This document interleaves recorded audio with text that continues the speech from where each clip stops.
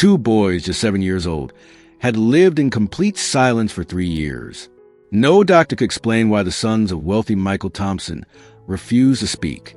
But when a young housekeeper stepped into the mansion, something extraordinary happened.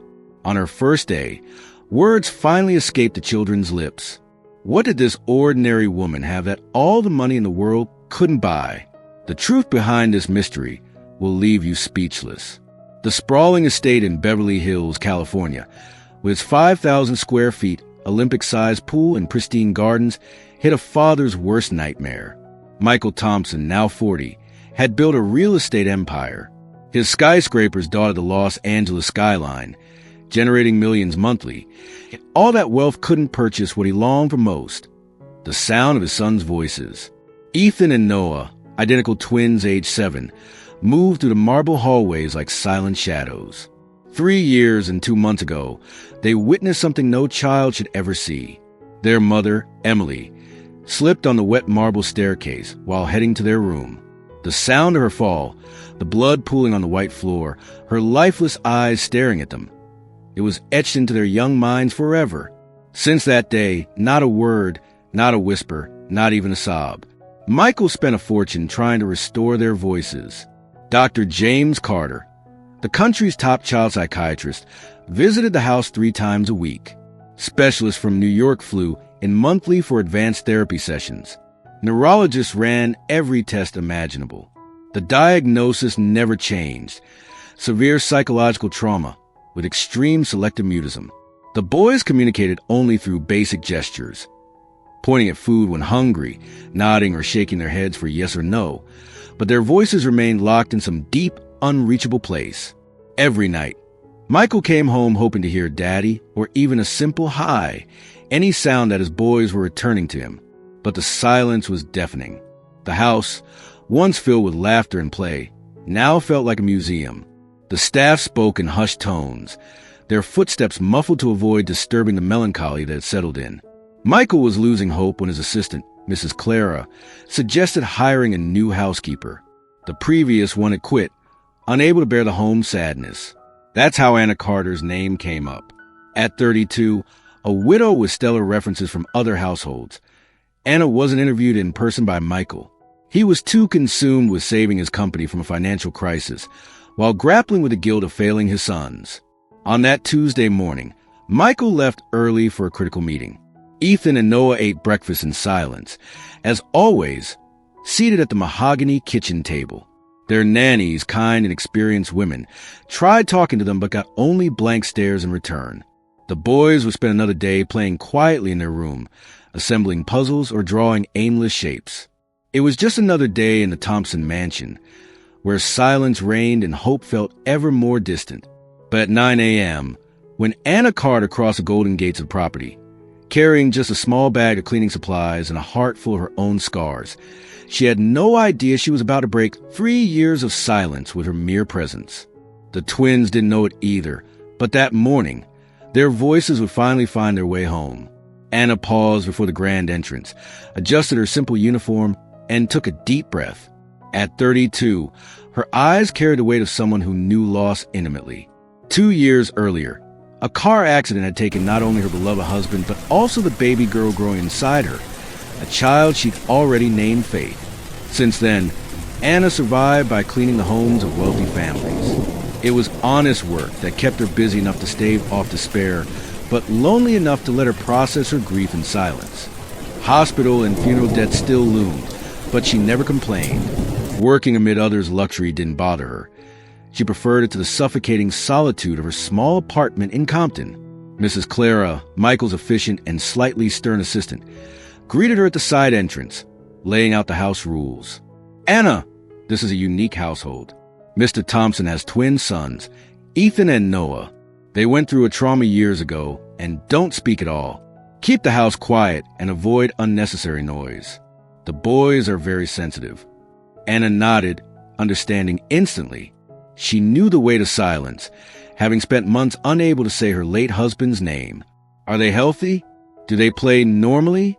she asked with genuine concern. "Physically, they're fine," Mrs. Clara sighed. "But emotionally, they're like little ghosts." Polite quiet, but it's as if part of them died with their mother. Anna's heart ached. She knew that feeling too well.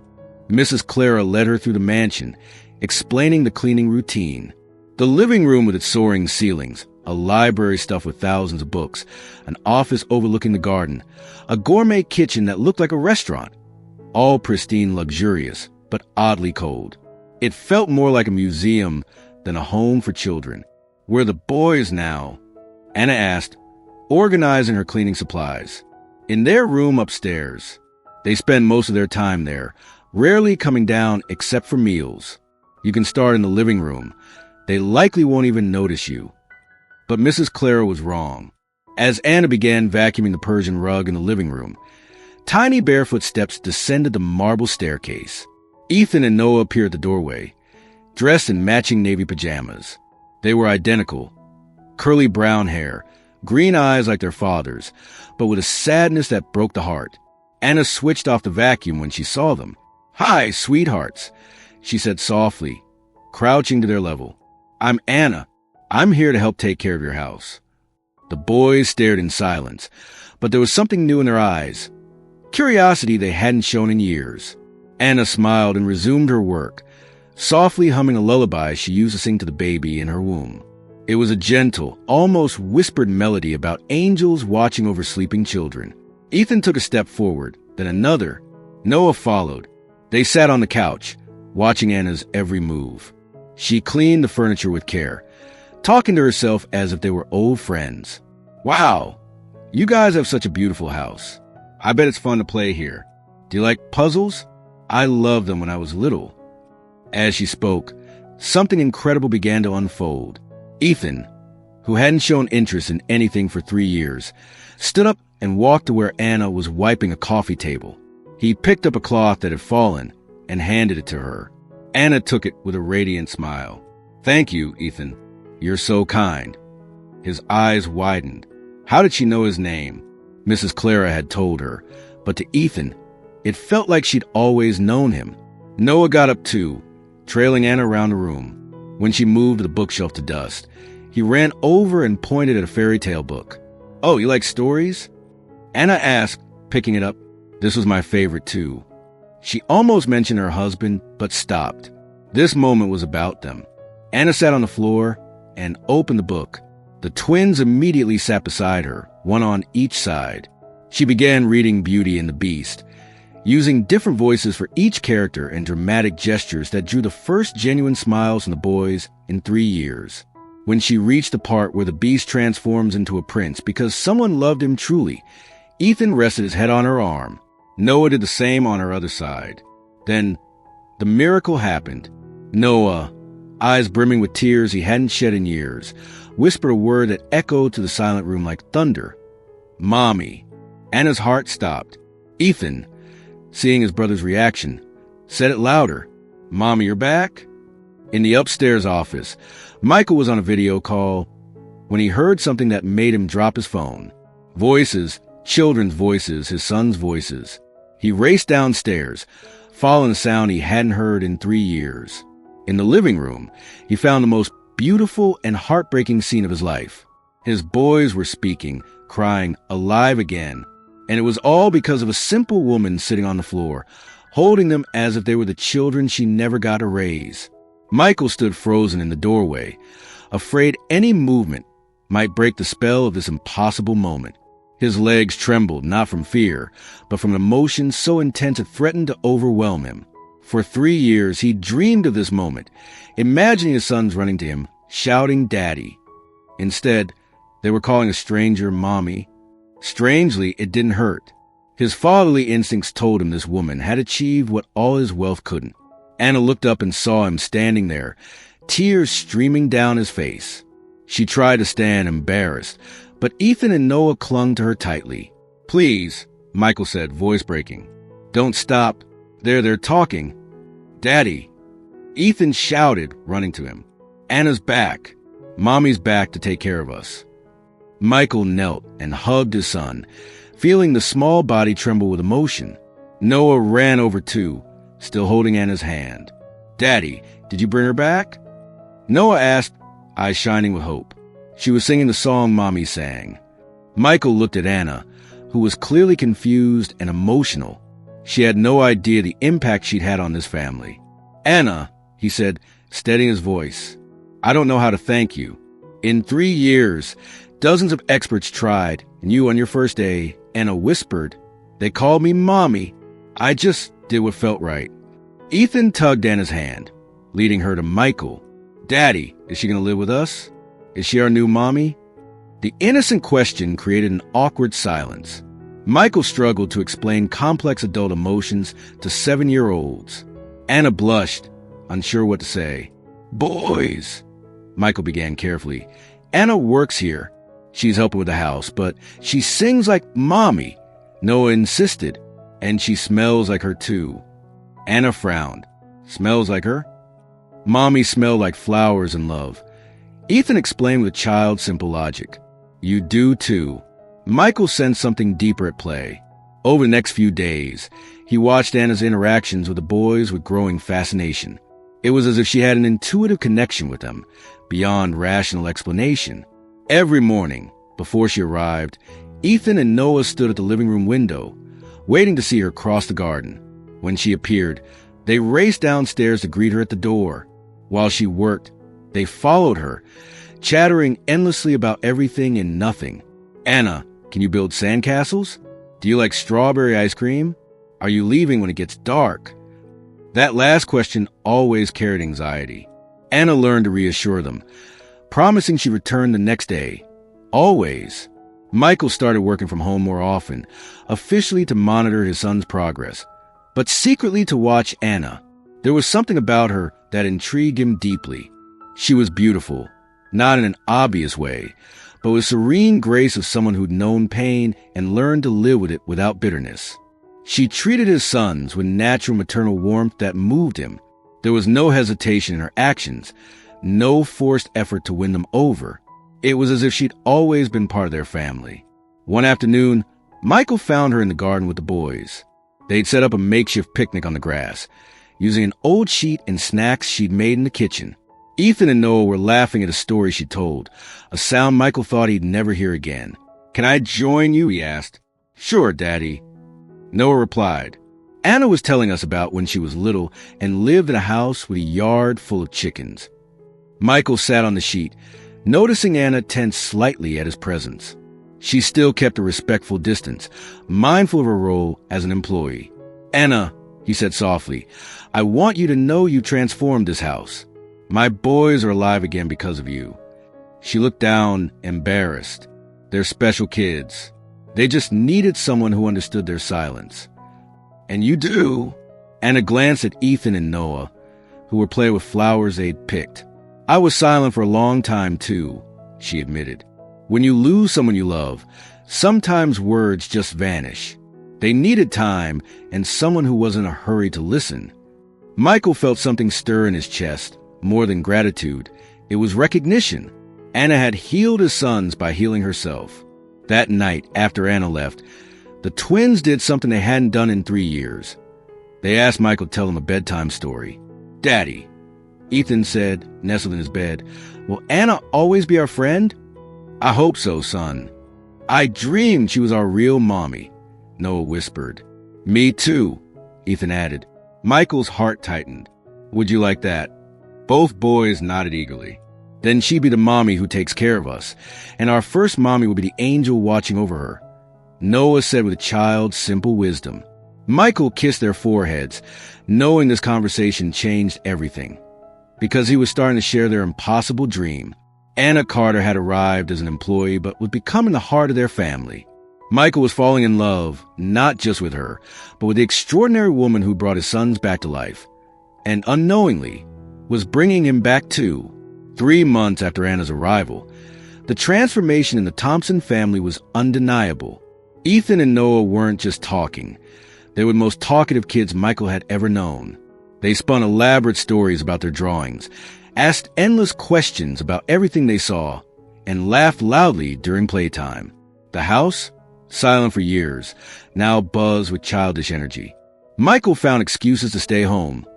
Meetings that could be phone calls became video conferences in his home office. Business trips were postponed or canceled. He wanted to witness every moment of this family revival. And it wasn't just the boys drawing him home. It was Anna. Watching her had become his secret favorite pastime. The gentle way she folded the boys' clothes, humming softly. The way her eyes lit up when Ethan and Noah ran to hug her daily. The genuine smile that brightened her whole face when the boys shared their imaginary adventures.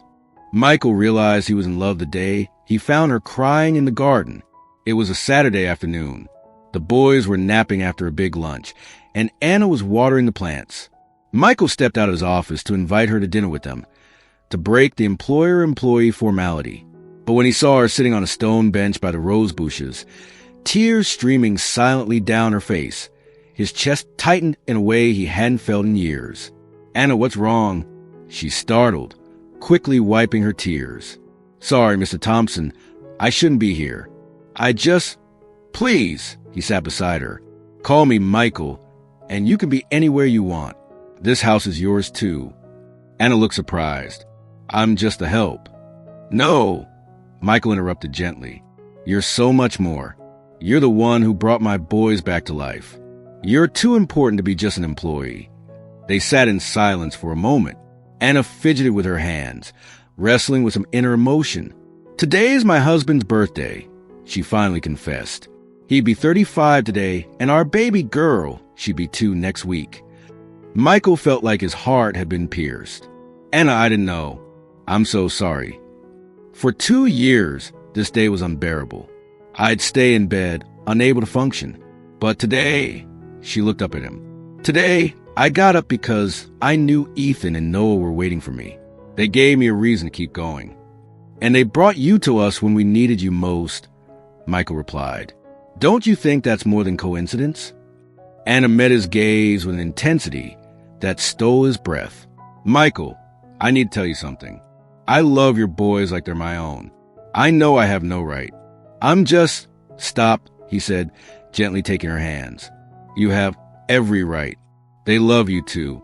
And Michael paused, realizing he was about to confess something life-changing. "And I love you, Anna," he said, startling himself with his raw honesty. "As a woman, as a mother to my boys, as the person who saved us from a lifetime of silence." Anna began to cry again, but these were tears of relief. "I thought I was crazy for feeling this. I thought I was betraying my husband's memory by falling in love again." Michael pulled her closer.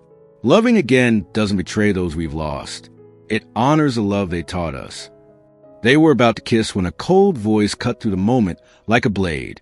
"Michael, what is this?" Margaret Thompson, Michael's mother, stood at the garden entrance, her face a mix of horror and indignation. At 65, she was a commanding woman, used to controlling every aspect of the family with an iron grip. Michael and Anna pulled apart quickly, but it was too late. "Mother, I can explain." "Explain?" Margaret stormed forward. "Explain how my son is acting like a teenager with the help?" "Mrs. Thompson," Anna began, standing respectfully. "I understand your concern, but you understand nothing," Margaret snapped. "You're an opportunist who wormed her way into this family, preying on the boys' vulnerability." "Mother," Michael stood, furious. "You can't talk to Anna like that." "I can and will. You lost your senses, Michael. This woman came out of nowhere, won over your sons, and now she's manipulating you too. She's after your money, obviously." Anna paled as if slapped. "I never, ever thought about Michael's money." "Of course not," Margaret laughed bitterly. "How convenient that a broke widow fell for the rich widower. So romantic." "Enough," Michael shouted. "Anna, go inside. I need to talk to my mother." But the damage was done. Anna's face burned with humiliation, tears streaming uncontrollably. "Maybe your mother's right," she whispered. "Maybe I was foolish to think I deserved a family again." She ran into the house, grabbed her things, and left, ignoring Ethan and Noah's cries from the window. Michael confronted his mother with a fury she'd never seen. "You have no idea what you've done," he said, voice dangerously low. "I saved you from the biggest mistake of your life," she replied. "No," Michael shot back. "You just caused the biggest mistake of my life. Anna is the woman I love, the mother my boys chose, and you drove her away with your cruel accusations. But it was too late. Anna had vanished down the street, carrying her broken heart and shattered dignity. Inside, Ethan and Noah screamed for her, now understanding why the woman they saw as their mother had left so suddenly. Silence returned to the Thompson mansion, but this time it was more devastating. They knew exactly what they'd lost. The first night without Anna was a nightmare. Ethan and Noah refused to eat, cried until they fell asleep exhausted, and woke multiple times asking when she'd return. Michael spent the night trying to explain to 7-year-olds concepts he barely grasped himself, how pride and prejudice could destroy a family's happiness. "Daddy, does Anna not love us anymore?" Ethan asked for the 10th time, eyes red from crying. "She loves you so much, son." "Then why did she leave?" Michael had no answer. How could he explain that his own mother had wounded the woman they loved? By the second day, the boys went on strike. They refused to eat anything not made by Anna, wouldn't let anyone else bathe them or read stories. They sat by the living room window, waiting for her to appear in the garden. Michael called her dozens of times, but her phone went to voicemail. He visited the address on her employment file, but neighbors said she left early with a small suitcase and hadn't returned. "My God," Michael muttered, "she's gone. She fled from us." On the third day, the situation turned critical. Ethan and Noah stopped eating entirely, drinking only water and crying for Mommy Anna. Dr. James Carter examined them and delivered a grim verdict. "Michael, they're slipping into severe childhood depression. If we don't act fast, there could be serious physical consequences." "Where's the woman they're calling for?" "She's gone." "Then you need to bring her back immediately." That's when Michael uncovered his mother's betrayal. While searching his office for clues about Anna's whereabouts, he found a private investigation report on his desk, a full dossier on Anna, her debts, employment history, even details about her husband's death. Margaret had hired detectives to investigate Anna from her first month on the job. Michael read the report with growing horror. Anna's debts were real, tied to her husband's medical bills and funeral costs. She'd sold her house, furniture, even her wedding ring to pay them off. Her past employers gave glowing reviews, describing her as honest, dedicated, a family-oriented person. At the report's end, a handwritten note from the investigator read, "Subject displays impeccable character. Financial motivation unlikely given ethical behavior history. Recommendation, investigation unnecessary." Michael felt sick. His mother had commissioned a detailed probe of an innocent woman to tear her down with baseless accusations. He confronted Margaret that afternoon. "How could you do this? Investigate Anna behind my back?" Margaret was unmoved. "I protected my family. She was a risk." "A risk of what? Loving us? Healing my boys? Making me happy again?" "A gold digger," she insisted. "Don't you see she planned it all? Charmed the boys to get to you." Michael slammed the report on the table. "Did you read this? What your own detectives concluded. Anna's a good woman who's lost everything and was rebuilding her dignity through honest work." "Michael, you're blind." "No," he shouted. "You're the one who's blind. Blind with your prejudice, your snobbery. Your grandsons are dying of sadness, literally starving, and you think you did the right thing?" As if summoned, Ethan and Noah's cries echoed from upstairs. They'd woken from another nightmare, calling for Anna. Michael ran to comfort them and found a scene that broke him. The twins were huddled in bed, sobbing desperately. "Daddy," Ethan choked, "did Anna die like Mommy?" "No, son, she's alive." "Then why won't you come back?" Noah asked, "Did we do something wrong?" Michael sat on the bed and hugged him. "You did nothing wrong. Nothing. Grandma Margaret said mean things to Anna, and she got very sad." "Is Grandma bad?" Ethan asked with brutal honesty. Michael chose his words carefully. "Grandma loves you, but sometimes adults do wrong things when they're scared." "Scared of what?" "Scared of losing the people they love." Noah thought for a moment, "But Anna wasn't going to take you away, Daddy. She was going to stay with all of us." The boy's simple wisdom hit Michael like lightning. They grasped something his mother, with all her education and experience, couldn't see, True love multiplies. It doesn't divide. On the fourth day without Anna, a call changed everything. Mr. Thompson, this is Cedars-Sinai Medical Center. A patient, Anna Carter, listed you as her emergency contact. She was admitted last night in critical condition. Michael's world collapsed. What happened? She collapsed on the street and was brought in by paramedics, severely dehydrated and showing signs of acute depression. When we asked about family, she whispered your name. Michael didn't wait to hear more. He raced to the hospital, leaving the boys with the nanny and Margaret. His mind swirled with terrifying thoughts. What if she died? How would he explain it to Ethan and Noah? He found Anna in the psychiatric ward, medicated and unconscious. Her face was pale, too thin, with dark circles betraying sleepless nights. Dr. Mark Evans, a psychiatrist, explained, Mr. Thompson, Anna arrived in emotional collapse. She lost not just a job, but people she considered family. Combined with her past trauma, losing her husband and child, it was too much for her psyche to bear. Will she be okay physically? Yes. Emotionally? That depends. She needs a strong reason to fight, something or someone to live for.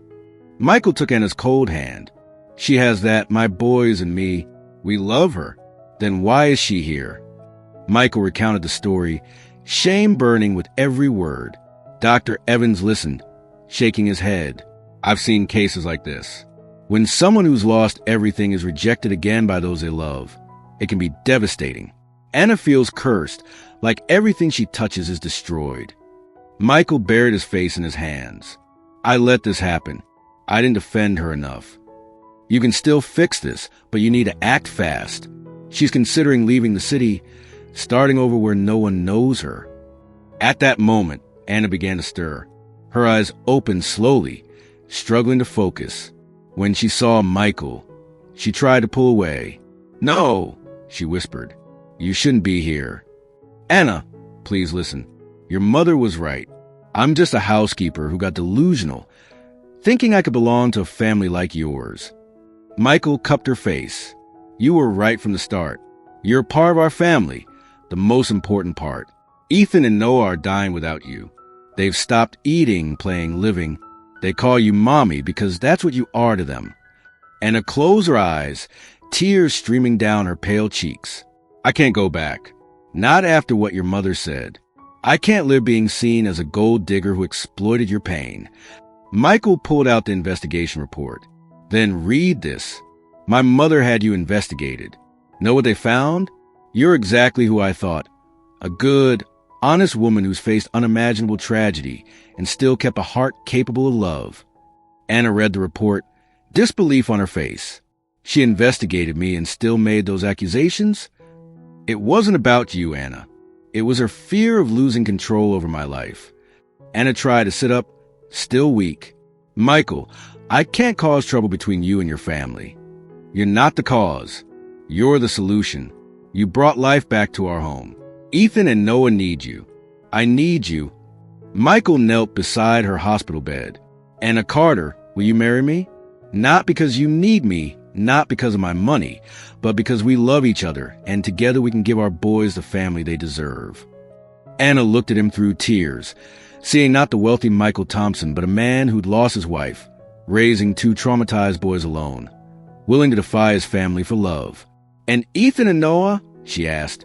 They're at home, waiting for mommy to come back. That word, mommy, broke Anna's resistance. She was born to be a mother, and fate had placed two boys desperate for her love in her path. Yes, she whispered. I accept. When Michael kissed her in that hospital room, they knew they were sealing not just a commitment to each other, but a promise to Ethan and Noah. They'd never be orphaned of love again. Michael stayed by Anna's side all night, holding her hand as she slept under sedatives. For the first time in days, he rested, knowing he'd found her and she'd accepted his proposal. But nagging worry lingered. How were Ethan and Noah? The answer came at 6 a.m. with a frantic call from the nanny. Mr. Thompson, please come home now. The boys cried all night. They haven't eaten in 4 days and now have fevers. Mrs. Margaret tried giving them oatmeal, but Ethan vomited, and Noah's delirious, calling for Anna. Panic, gripped Michael. Call Dr. Carter immediately. I'll be there in 20 minutes. He kissed Anna gently. My love, I need to get our boys. Anna woke instantly. Our boys, are they okay? They will be when they see you. Michael sped home, where chaos awaited. Ethan lay on the living room couch, pale and listless, while Noah sobbed in the nanny's arms. Dr. Carter, just arriving, examined them with a grave expression. Michael, he said darkly, they're in critical condition, malnourished and dehydrated. They need to be hospitalized now. No, Michael said firmly. They need Anna. I'm bringing her back. Michael, be reasonable. They could die. They'll die if we don't bring Anna back. You said their trauma was emotional. Their cure needs to be emotional too. Ethan lifted his head weakly, hearing them. Daddy, did you find Anna? Michael knelt beside him. I did, buddy. She's coming home. She'll stay forever. Forever? Noah stopped crying. Mommy Anna's really coming back? Yes, and she'll never leave again. Michael glanced at Margaret, who watched with a complex mix of guilt, fear, and stubbornness. Mother, I'm getting Anna now. When we return, you can stay and be part of this family as it is, or leave, but you'll never disrespect her again. Margaret started to protest, but Ethan cut in, his voice weak but firm. Grandma, you hurt our mommy. That was mean. Noah, still crying, added, You made Mommy Anna cry. Now we're crying too. Michael left, letting Margaret face the honest judgment of two boys who'd learned the difference between true love and destructive pride. When he returned to hospital, Anna was awake, wearing a simple but beautiful dress he'd brought. Ready to go home? He asked. Michael, what if they don't forgive me for leaving? Anna, you don't get it yet, do you? You didn't leave. You were driven out. They know the difference. On the drive home, Michael described the boys' condition. Anna cried, blaming herself for their pain. I should have been stronger. I should have faced your mother. You were put in an impossible situation. Anyone would have reacted the same. When the car stopped at the mansion, Anna hesitated. Michael, I'm scared. Of what? That this is a dream, that I'll wake up alone in my empty apartment. Michael cupped her face. Anna, look at me. You're the woman I love. You're the mother my boys chose. You're real. Our love is real, and our family will be real. They entered to the front door, not the staff entrance, a symbolic change Anna noticed. In the living room, Ethan and Noah lay on the couch, too weak to stand quickly, but their eyes lit up like stars when they saw her. Mommy Anna! Ethan shouted with all his strength. Anna ran to them, dropping to her knees and hugging both boys at once. The three cried together, tears of relief, joy, and reunion. My babies, Anna whispered, kissing their thin faces. Mommy's back. Mommy's never leaving again. You promise? Noah asked, clinging to her as if she might vanish. I promise. Anna showed them the simple engagement ring Michael had bought at the hospital. Daddy asked me to marry him. I'll be your mommy officially. Ethan and Noah exchanged looks of pure joy. Does that mean you'll sleep here every night? Ethan asked, every night. And make breakfast every day? Noah added, every day. And if Grandma Margaret is mean to you again? Anna glanced over her shoulder at Margaret, who stood in the doorway, tears in her eyes. Grandma Margaret loves you, Anna said diplomatically. Sometimes adults do wrong things when they're scared of losing those they love. Margaret approached slowly, her usual haughtiness gone, replaced by genuine remorse. Anna, she said, voice trembling, I owe you an apology. My grandson's right. I was cruel to you. Anna stood, still holding the boy's hands. Mrs. Thompson, please, call me Grandma Margaret, and please forgive me. These 4 days, I watched my grandsons nearly die of sadness and realized you're not a threat to our family. You are our family. Anna extended her hand. Grandma Margaret, I never wanted to replace their mother's memory. I just want to love them. I know that now, and I know Emily would prove our choice. Michael watched, his heart overflowing. Dr. Carter, who'd stayed quietly in the corner, approached to check the boys again. Remarkable, he murmured to Michael. Their temperatures are normalizing, breathing stabilizing. In 20 years of medicine, I've never seen such an immediate recovery. Doctor, Ethan called, now that Mommy Anna's back, can I eat something? I'm so hungry. Dr. Carter smiled. I think so, champ. Anna went to the kitchen to make something light for the boys, followed by the whole family. As she warmed soup and toasted bread, she hummed the same lullaby from her first day. Ethan and Noah sat at the kitchen table, watching her every move as if to memorize the moment. Mommy Anna, Noah said, when you left, I dreamed you turned into an angel like our first mommy, but you didn't. You came back to take care of us, Ethan added. Anna turned to them, eyes teary. Boys, you saved my life as much as I saved yours. I was so sad and alone, and you gave me a reason to be happy again. Just like you did for us, Ethan said with a child's wisdom. Michael hugged Anna from behind as she served the soup. Our boys are pretty smart. Our boys, Anna repeated, savoring the words. I love how that sounds. Margaret watched from a corner, realizing what her stubbornness had nearly destroyed. This simple woman had brought more love, joy, and unity to the family in months than years of wealth and status ever had. That night, for the first time in 4 days, Ethan and Noah ate a full meal, bathed without protest, and slept peacefully. And for the first time in 3 years, the Thompson family felt whole again. 2 years later, the Beverly Hills mansion had transformed completely. Once a silent mausoleum, it now pulsed with life, laughter, and the infectious energy of a truly happy family. Ethan and Noah, now 9, were known at school as the most talkative, loving kids in their class. Teachers remarked on how they spoke fondly of Mommy Anna and took pride in their family. The trauma of the past had been replaced by a solid emotional foundation, built on the unconditional love they received daily. Anna blossomed in ways she never imagined. The face that arrived gaunt and marked by sorrow now radiated serene happiness. She became not just a wife and mother, but Michael's business partner, bringing a human, sensitive perspective that transformed the culture at Thompson Properties. Employees noted how her presence made the workplace more humane. But the most visible miracle was growing in her womb. Mommy Anna, Ethan said one sunny Saturday morning, gently placing his hand on her belly.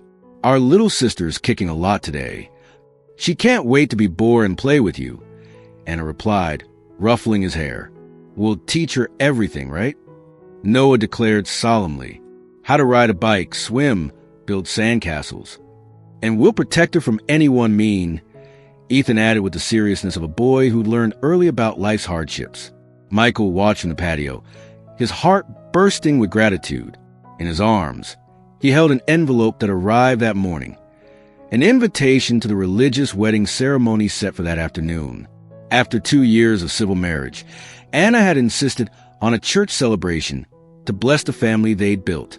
Daddy, Ethan ran to him. Are you nervous about marrying Mommy again? Michael laughed. A little. It's important to marry the woman of your life properly. But you're already married, Noah said, confused. On paper, yes. But today, we'll promise before God to love each other forever. Like you promised our first mommy? The question could have hurt, but Michael, with Anna's help, had learned to handle Emily's memory healthily. Similar, yes, but every love is unique, Noah. I loved your first mommy in a special way, and now I love Mommy Anna in another special way. And there's room in your heart for both? Ethan asked.